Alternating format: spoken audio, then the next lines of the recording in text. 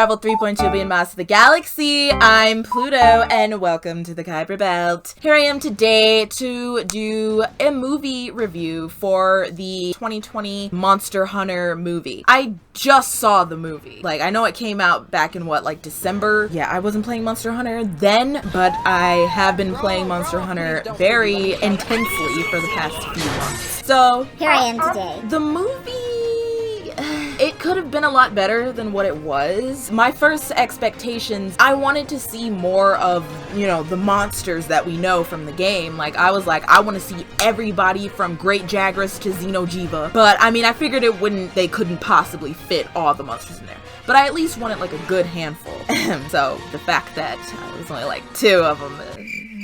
But whatever. Let's just go down the line here. I'm gonna try to keep it in order as much as possible. So first, the way that it started off was kind of good vibes. It started off in the new world with everybody on the ship, which I found it kind of weird that the ship was sailing on the sand, but that's not really that big of a thing. But I did get really hyped when the homie Diablos, it was 3 or 4 Diablos, attacking their ship. And, you see the handler, the costumes were great.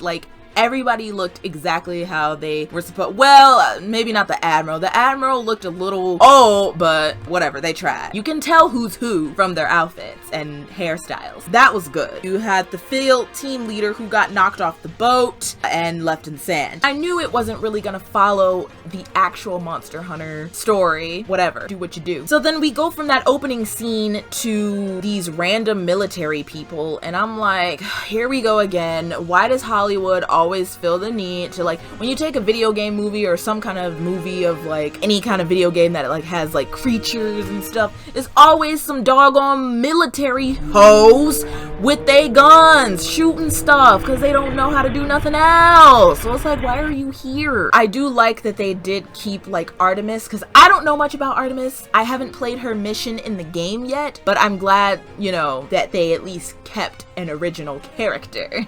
So that was fine. But my question is, was Artemis originally a military soldier? What was her profession in the game before she was sucked into the new world? Because like I said, I haven't played her mission yet, so I don't know much about her. I just kind of felt like the soldiers were kind of pointless because they had a lot of well-known faces. They had T.I., Megan Good, and it's I felt kind of like they just used the budget for the whole movie to get these actors that were only on screen for 10 minutes. Because these hoes got killed.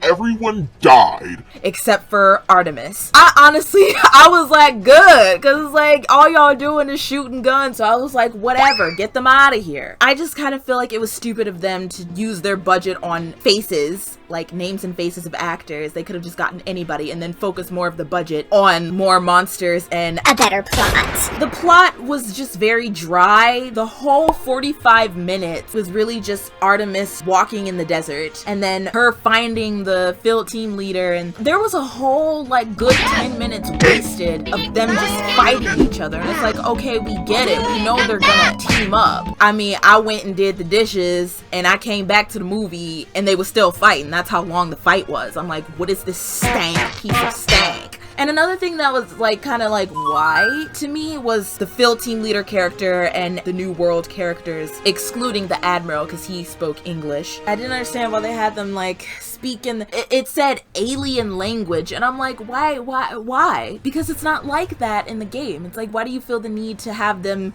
speak different languages? Monster Hunter is a global thing, so they could have tried to make it in terms of oh, maybe this is a cultural thing. I don't know, but I just didn't get it. Most of the movie was just them trying to communicate with each other, and then it just got irritating. It's okay, they could have had better dialogue and stuff, and I just felt like they did that to kind of be lazy, so they didn't have that much lines. I don't know. Honestly, that's one thing that made the movie dry. How long it took them to link up and actually communicate enough to start preparing her to kill Diablos. And another thing, them Nursula creatures, them little bug things, I'm what the heck are these? I don't recall seeing them in the game. Not Monster Hunter World, at least. I haven't played the original Monster Hunter, so I don't know. But I'm just saying, I was irritated at how those things got more camera time than actual monsters in the game. Because, you know, in the movie, we only get Diablos and Rathalos. And I'm like, that's what I'm irritated about. It's like they could have used the budget to at least make one more monster. But Hollywood will be Hollywood. The movie is called Monster Hunter. They really only hunted the monsters for like 5 minutes. There's the whole scene where the field team leader is basically teaching Artemis how to use the dual blades and how to use the slinger. I was glad that they kept a lot of the elements in there, like the slinger, the switchblades, and they all looked exactly like the ones from the game. So I respect that in that aspect. Like, they kept a lot of the looks the same.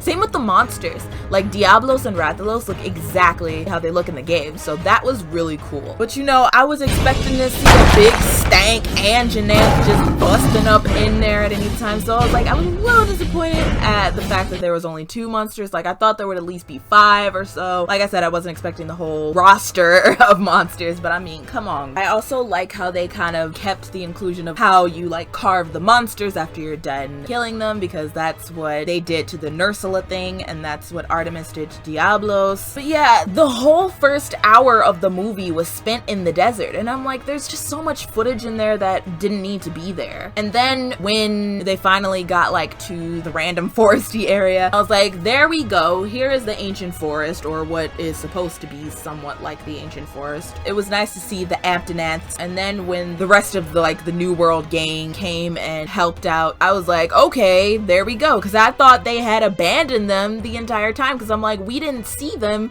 since the beginning, and I'm like, y'all not gonna come and get y'all homie? Y'all just gonna leave him out there? I'm like, why did it take them so long to get back? Now, what irritated me is, like, all these characters were very irritating, and they really had no personality in the movie. The handler, all she was doing was fiddling with her little dumb Stank telescope goggle things. Regular handler, the serious handler, and the A-lister, they was all just acting really childish when Artemis got locked up in the cell after the Admiral came and was like, basically like, we don't trust you. And she was like, thank you. And then he like punched her right in the face. I'm like, Dang. I wasn't expecting that. And yeah, when they were in the cell, they were just all being childish. Y'all acting real ignorant. So that was just a turn off from those characters. Y'all hoes is stank. When the Rathalos was first introduced, like when they were talking about him, the Admiral had said, Rathalos is practically impossible to kill. and I'm like, you ain't never met no Elder Dragon hoe. A Rathalos is nothing compared to like Teostra, Kushala Dara, Valhazak, Xeno'jiiva, but it's fine. And I thought it was weird, like that whole fight with Rathalos, because it's like she was fighting him and then she like went through the portal back to her world again, and then here come all these military people, and then Rathalos comes out and again they start shooting at him. Like, if you want all these military people, then why don't you just make a Call of Duty movie? Like, this ain't no Call of Duty, this is Monster Hunter. We get the slicing and dicing with the swords, spears, lances, bow and arrows. Like, these are our weapons. Stop incorporating this American crap. It's like, stop trying to mix things. It's like, you think you're doing something, but people just want to see what they love originally, and then you mix it in with this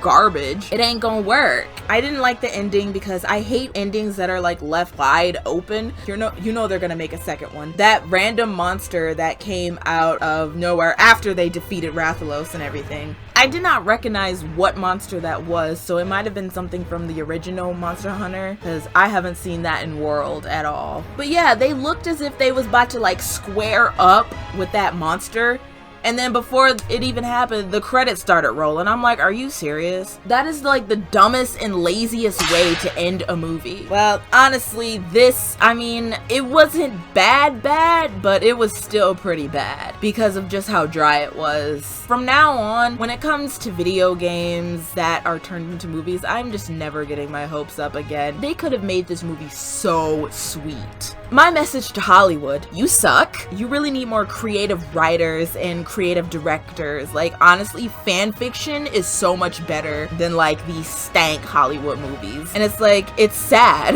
because this bullcrap is getting all this money, and it's like, for what? You're trash. So I mean, that's really all I have to say. Like I said, there were a lot of elements that were good and did pertain to like Monster Hunter. Even like the elemental stuff with the weapons. When the opening credits you know, started, there was a lot of different companies that worked on this movie. And I'm like, how you got all these companies working for this movie and it's still garbage? The producers of Godzilla worked on this too. Well, we know how the monsters look so good because, you know, they be killing it with the monster designs. But it just was dry. Really, that's the only thing. This the dryness and slowness and lack of monsters. So I'll leave it at that. Like I said, I'm late watching the movie. I know it came out like months and months ago, but I still wanted to do a review since I really am into Monster Hunter these days. Let me know what you guys thought of the movie. Thanks so much for watching. Please be sure to like if you enjoyed this video, subscribe if you have not subscribed to my channel and do enjoy my content, and hit that notification bell, you know, if you want to be notified when I do my uploads. Thank you so much for joining me in my gaming galaxy, and I will see you all next time.